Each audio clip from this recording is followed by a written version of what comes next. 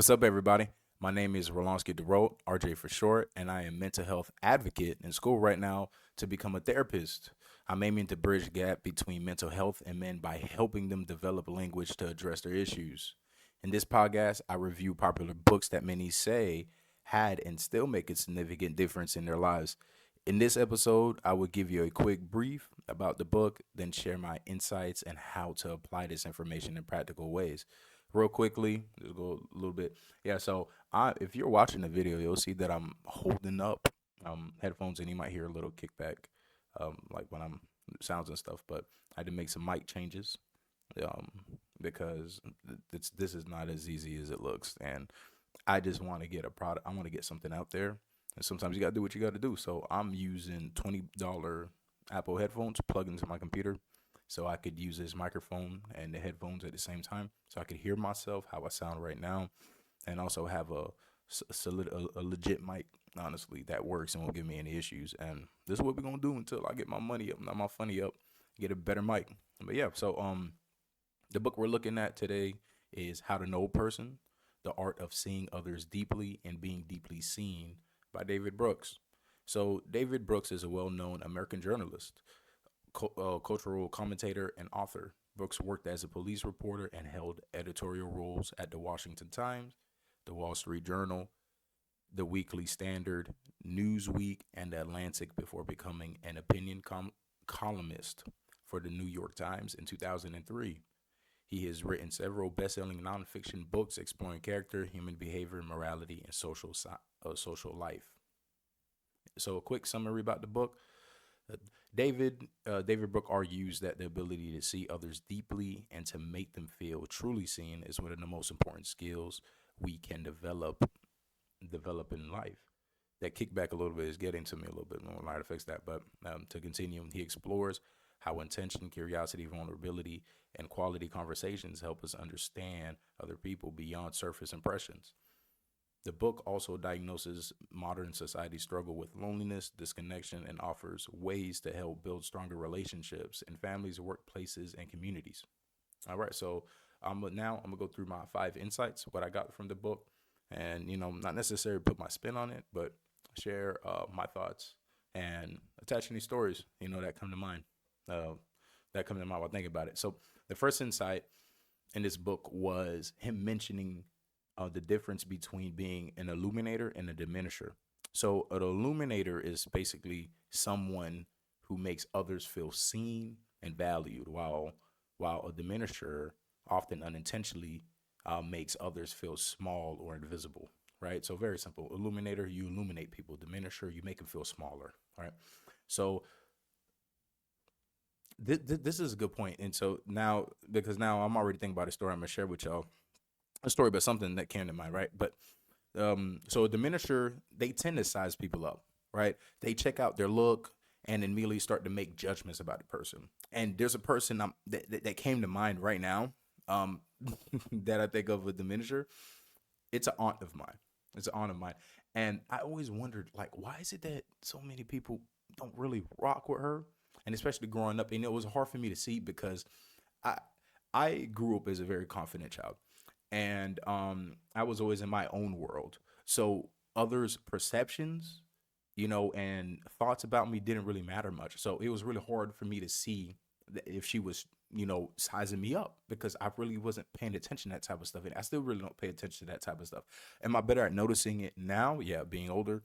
But the truth of the matter is, I kind of don't care, right? But part of the reason why a lot of people didn't like her is because when she came into the room, it's almost like she was watching you, looking you from head to toe, almost like she wanted to ask a question. She was sizing you up, trying to see what you were about, already coming with judgments. And then a lot of the times, the first things that would come out her mouth were questioning statements, not because she was curious, but because she was making judgments and she wanted to see if those judgments were true, or either she was asking questions based off of the judgments that she already came in her head. A lot of people didn't like that. It made a lot of sense, right?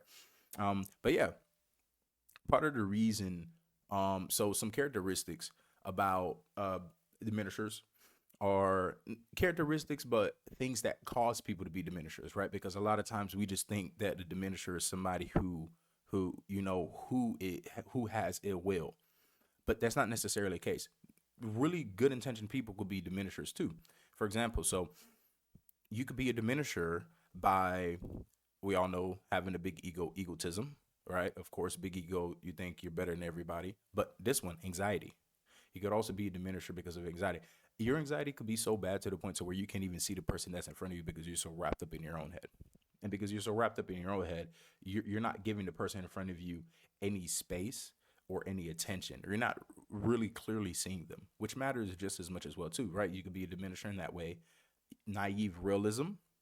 It could also be a diminisher if you have a naive realism, which is basically, from what I remember, and I could just Google it just to make sure I'm not giving you guys any. I'm gonna give you guys false information here, but naive realism.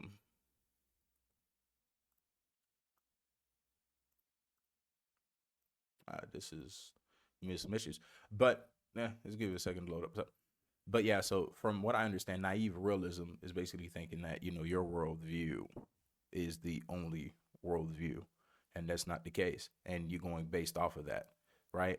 And other one is lesser minds, which is basically where somebody assumes because.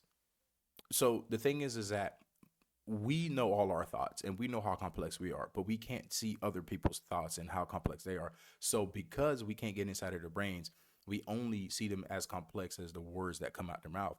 And if they so happen to be somebody who doesn't really know how to communicate their thoughts or express their thoughts, or probably aren't as comfortable doing that, we could assume that, oh, they're of a lesser mind. They're just not as complex as we are, and we just think that we have a higher order of thinking and being, which is not necessary. It is not true. It's not even that is necessary. It's not true.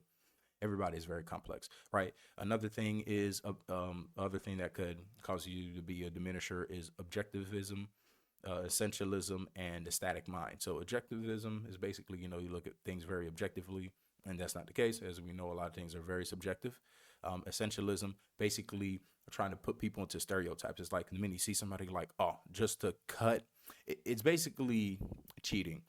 Essentialism, because you're trying to cut people down to the bare bones. It's like, oh, okay, you kind of fit in this category, I'm gonna stick you here, because you're not trying to do the heavy. You want to use as minimal energy as possible to see this person, right? And for you, that might be good on your mental, on saving your mental powers, but that's not good for the person or your relationship, because you're just putting them in a stereotype, a category.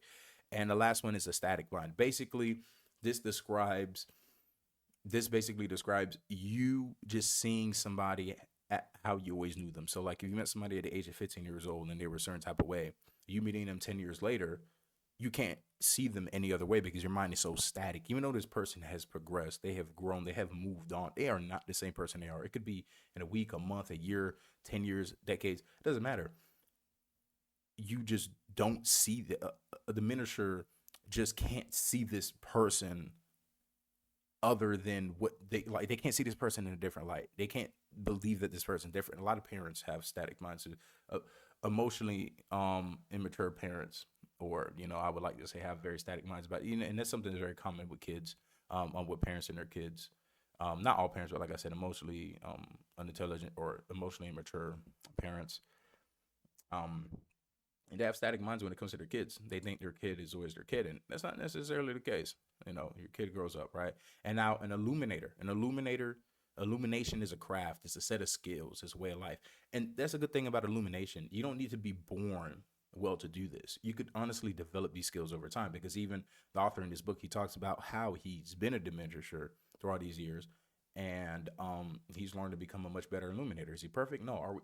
Are any of us perfect? No. And that's the thing too. This is really on a spectrum. It's not like you either are illuminator or diminisher, but you can be more of one or the other. That is true. And we all want to be illuminators.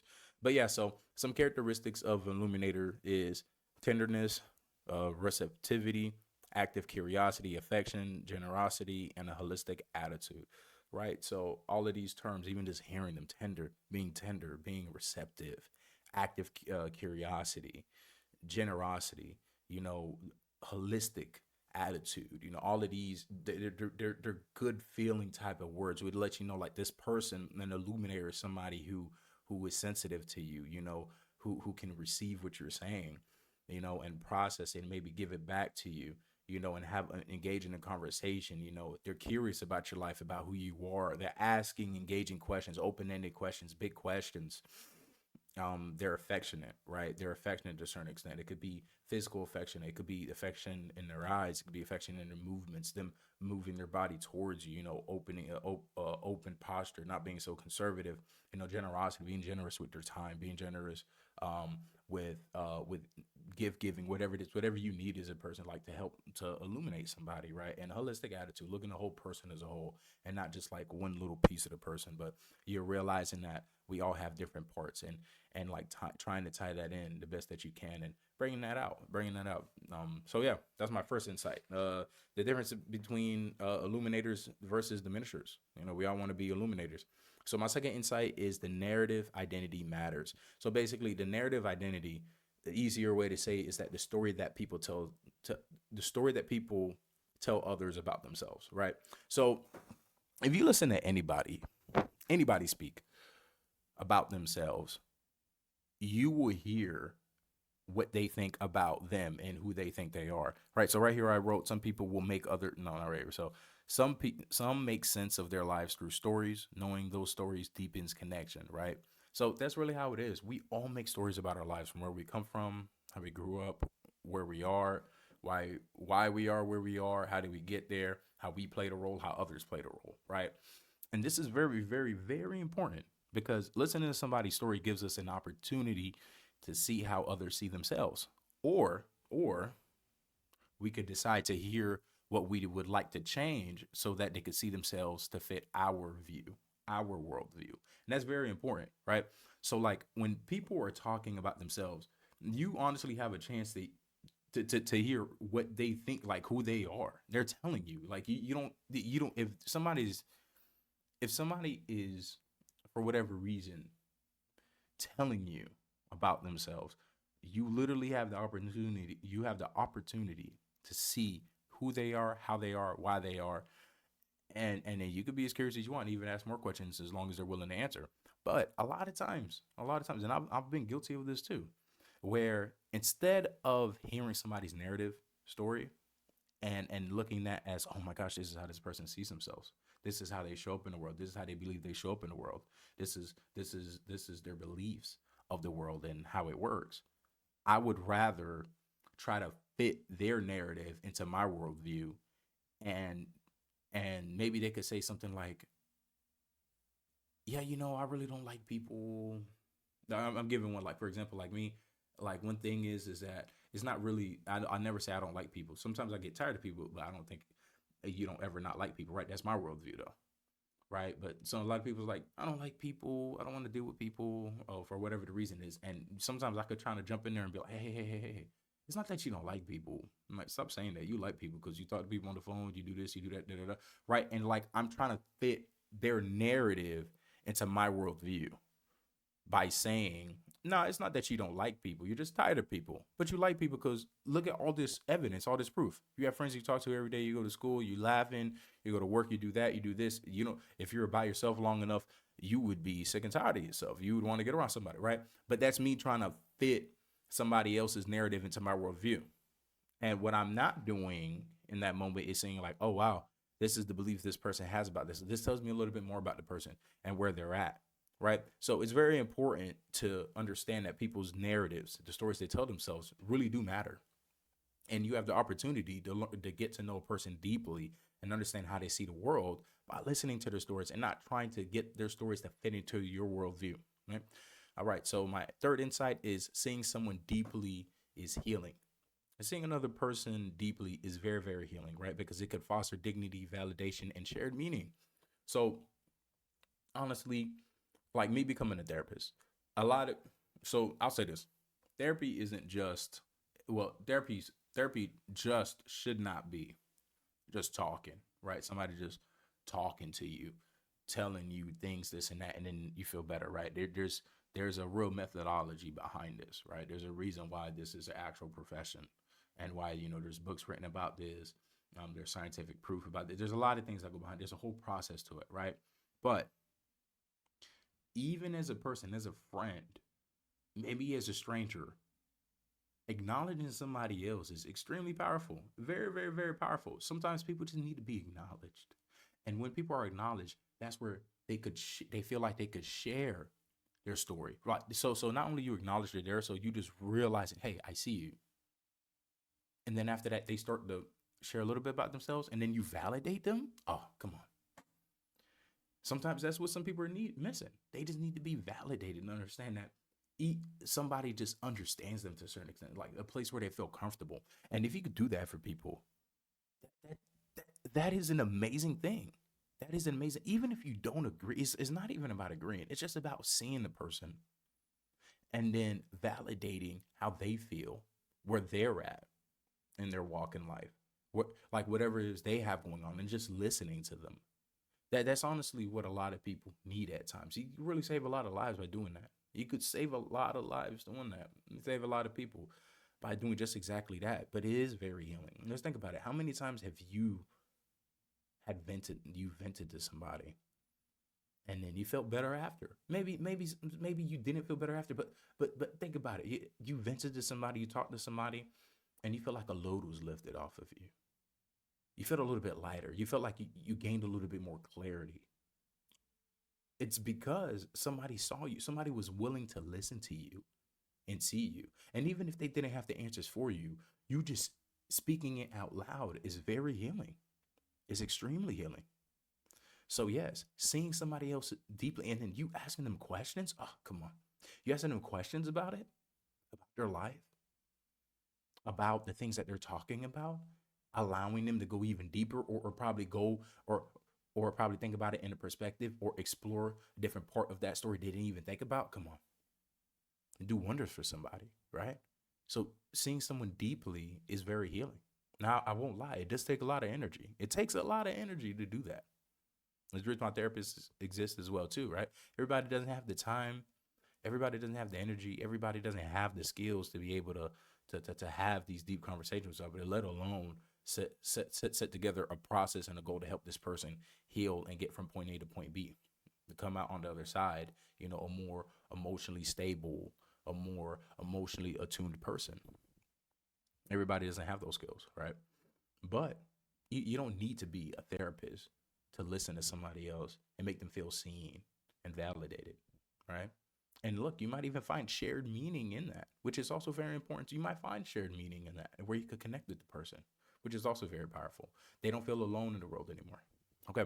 So my fourth insight is, and this is a good one. It's a very good one. All right. So this one right here. It's fourth insight. I love it.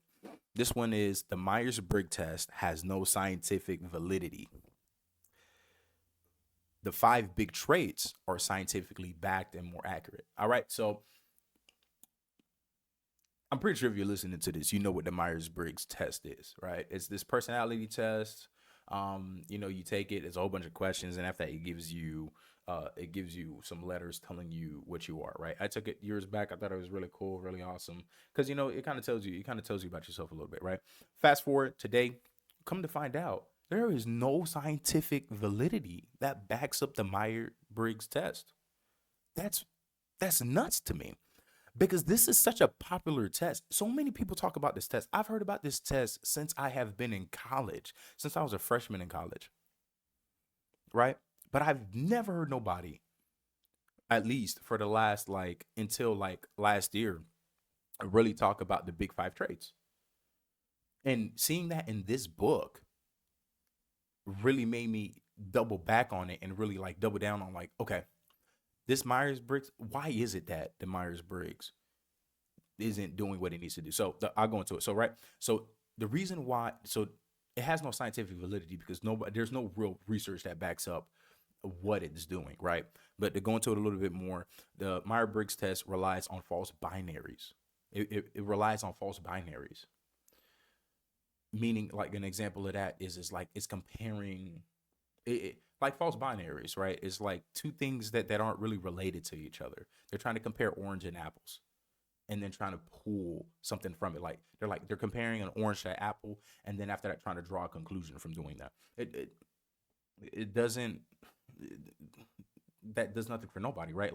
The Myers-Briggs cannot predict how happy you'll be. It doesn't predict how well you'll do at your job, how satisfied you are, how satisfied you would be in a relationship or a marriage, right? And like right here, the false binary, like it splits people into thinking versus feeling. It's like, are you more of a thinking person or a feeling person? Even the same thing, like when it comes to men and women, like, or like men are more doers, more thinkers and stuff, and the women are more feeling and emotional.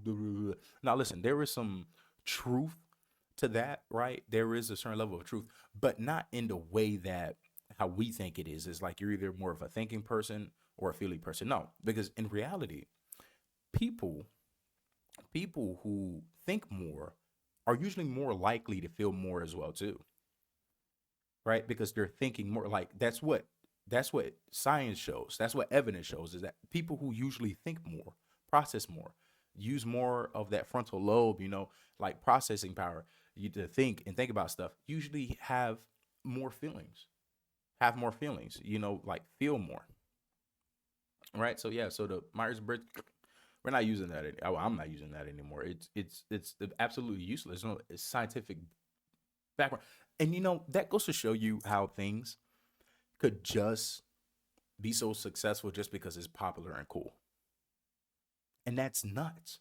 This thing is the Myers Briggs. I'm telling you, I'm talking about people, people, highly respected professionals, all in all different fields, professors, teachers, this and that. I'm telling you, I've heard talked about the Myers Briggs, and for me to find out that there is no scientific backup mind, this is why you got to do your own research. This is why you got to do your own research. That honestly just showed me that we usually hear what we take people. Look, so like this word of mouth is very powerful. It just shows you how powerful word of mouth is, which is a good thing, right? But it also be bad because of like things like this.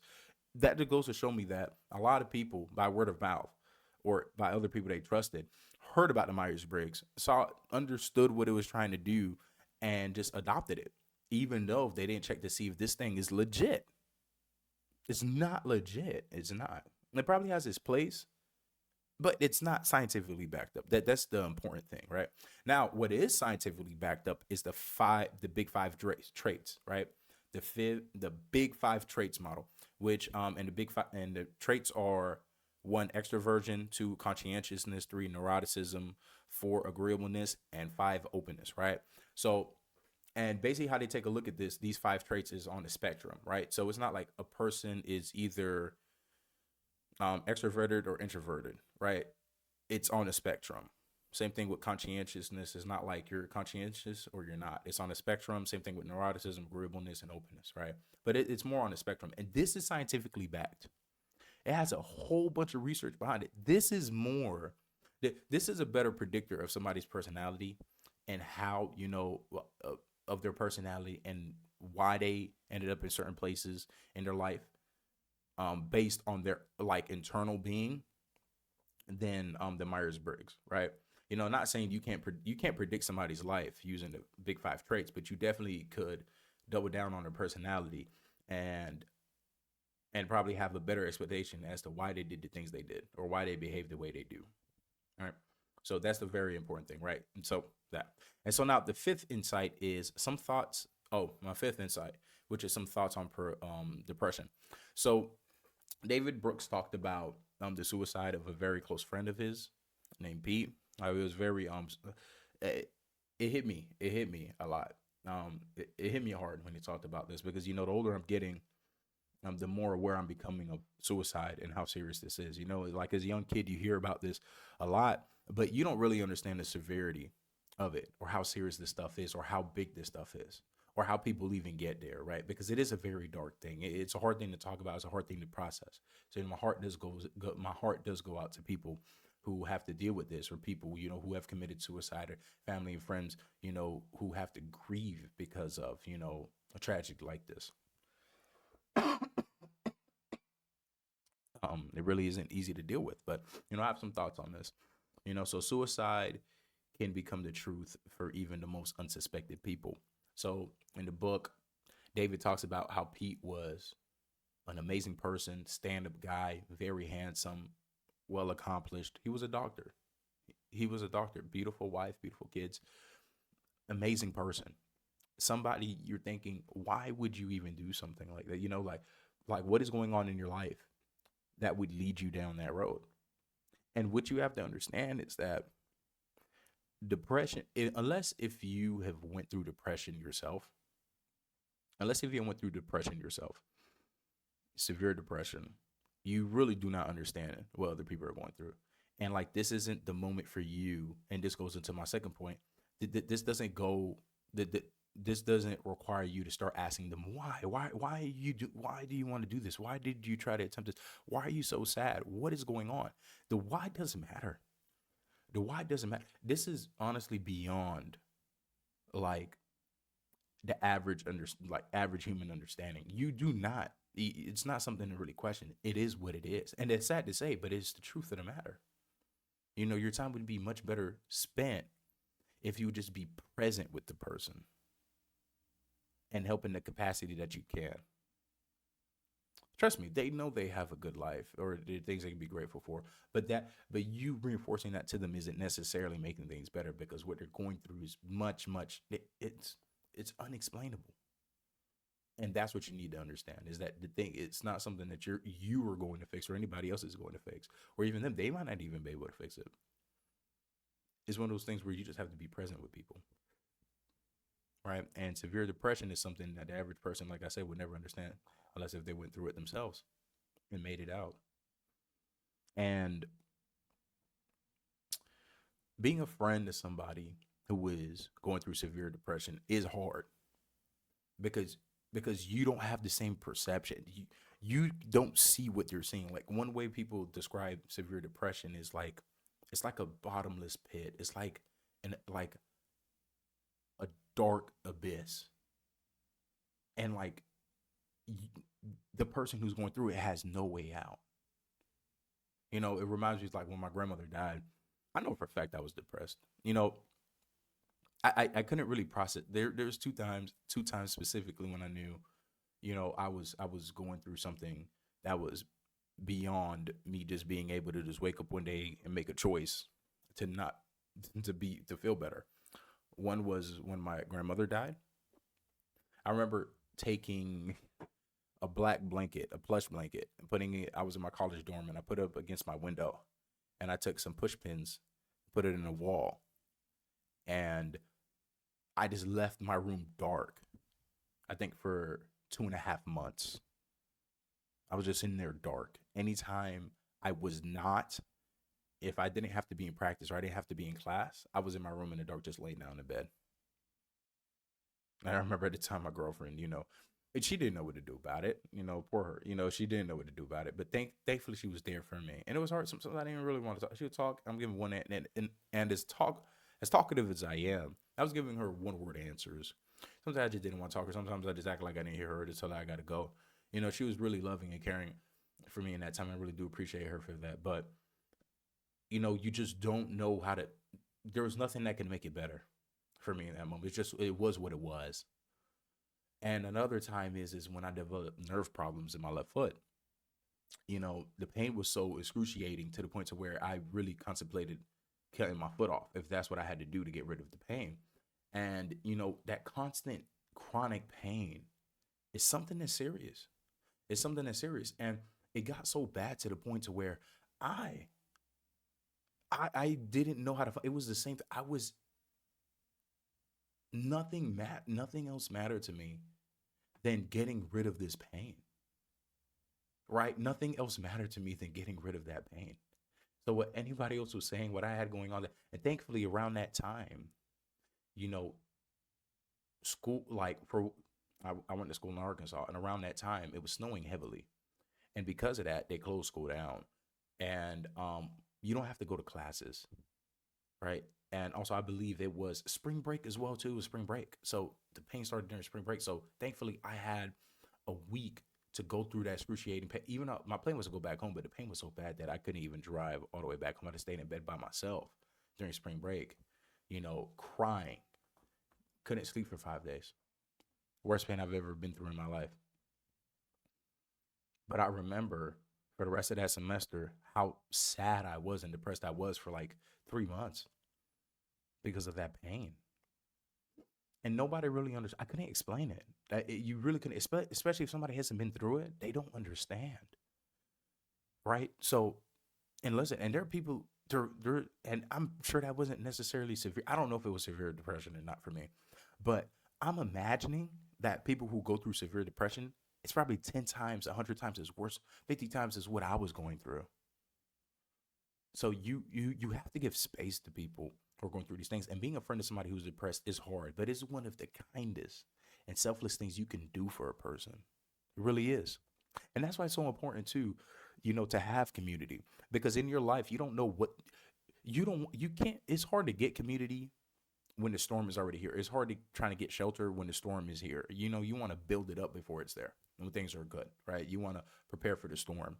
So this is why it's so important to have community in your life. You don't need everybody. Doesn't need to be your friend, right? You don't need everybody. You just need a couple of people that you trust. You could talk to, a community you could go to, whatever it is. So like when times do get hard, maybe there is somebody in that community, that you could reach out to, or they could reach out to you and give you a helping hand. Because I remember when I was going through my foot issues, I had one friend. I remember around one friend with my foot issues, she talked to me about every day when I was going through that pain. And when I tell you, still to this day, I appreciate her so much. We're still friends right now. But like to this day, I always think back on that time of my life very fondly, because all she was doing was just being there for me. And even though it wasn't the whole day, it wasn't the whole time, she couldn't take my pain away.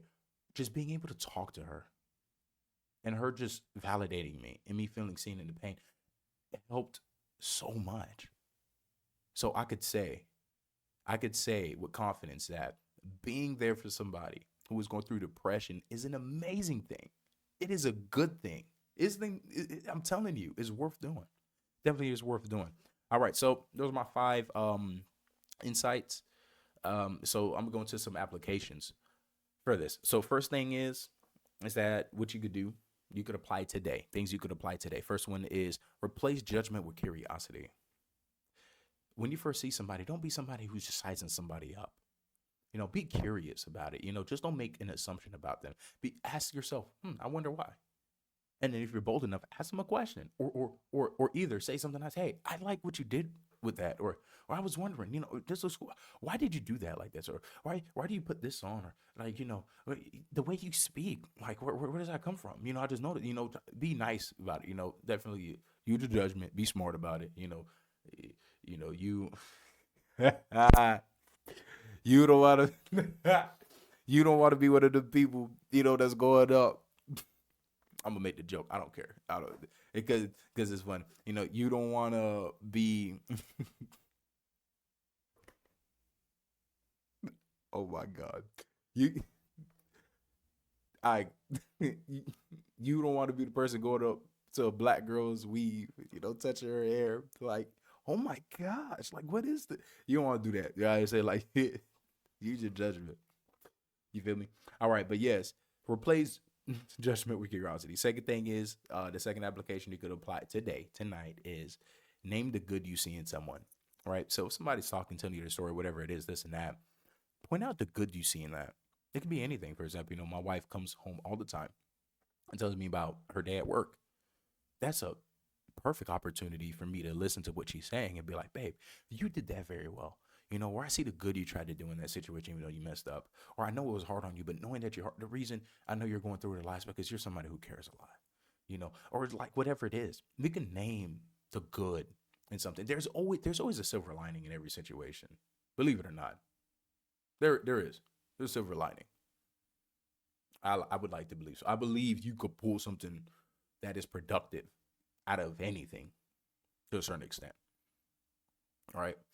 Uh, third application, I feel like third application you could apply today is resist the urge to fix people. Don't give advice unless asked. This is very important. I'm very guilty of this as well too. Right. So when we have the tendency, especially men, let me tell you this too, because I've been in the men group. I've been in the men's group. Oh my God, bruh, it get tough because you start talking about your issues and everybody and their mama has solutions, right, to your problems, but they don't have solution to theirs. And I'm not saying that as a diss, but what I'm saying is that when somebody's telling you their story, listen, the truth of the matter is that they're smart enough to fix their own problems. Sometimes we do need encouragement. Sometimes we do need different perspective. But the truth of the matter is that for the most part, for the majority of things that we are going through, there we know what to do to make it better. We just don't want to do them, or we're not motivated to do them, right? Or we're just not ready to, whatever it is, we're not ready to do them. And so you putting your 2 cents in there is robbing the person of that autonomy and that of that autonomy, and them using their brain and that independence of them figuring out what they need to do. Or honestly, sometimes people just need to express what it is, right? Like me, I like to talk things out, write things out. You said this board I have right here, I like to talk and write things out, right? Because it helps me process and get down to what I actually want to do or how I feel. And then me, whatever it is, I'm listening to myself talk. I'm like, I guess I do feel strongly about this. I'm like, okay, maybe I should pay attention more to this. Or, it seems like I really want to take this approach. So it gives me time, but you don't need to fix everything. Sometimes you just need to listen, validate, agree. Even though and listen, because you understand somebody's point doesn't mean you agree with somebody's point. Agreeance doesn't mean understanding, right? You could still validate somebody without agreeing with them, right? You validate them because you're human. Everybody has um everybody has their own opinions, and they're entitled to their own opinions. But you don't have to agree, right? But you're not giving advice all the time. It's not about giving advice. It's not about giving advice, especially if it wasn't asked for. Nobody wants your 2 cent advice. Hold it for yourself. And there's definitely, the men's group is dangerous in there. Everybody got advice. Everybody got answers to your problems, but their own. I'm telling you. So it's, yeah. Hold on to your advice. Listen. Resist the urge to fix. All right. So the last thing I'll say is pick up and read the book. Read the book. Again, like I said, the book is How to Know a Person, The Art of Seeing Others Deeply and Being Deeply Seen by David Brooks. So pick up the book, yeah, and give it a read.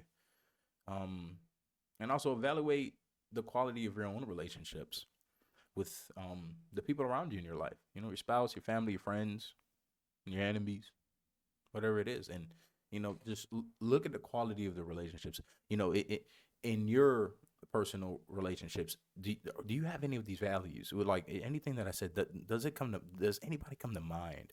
Or you thinking to yourself, maybe you could show up better for people, or maybe you have a person who does this for you, and you could be more like them, right? Or either you're thinking to yourself, I have nobody in my life that does that for me. Yeah, but definitely evaluate your relationships. Maybe you have some changes you need to make within yourself, right? Or outside yourself. Shift the people around you. Shift some of your behaviors. Right? All right, so that's it. Thanks for listening. And if you enjoyed the show, please subscribe and follow me on my socials. My handle is Rollansky Darote on Instagram, TikTok, and Threads. Until next time.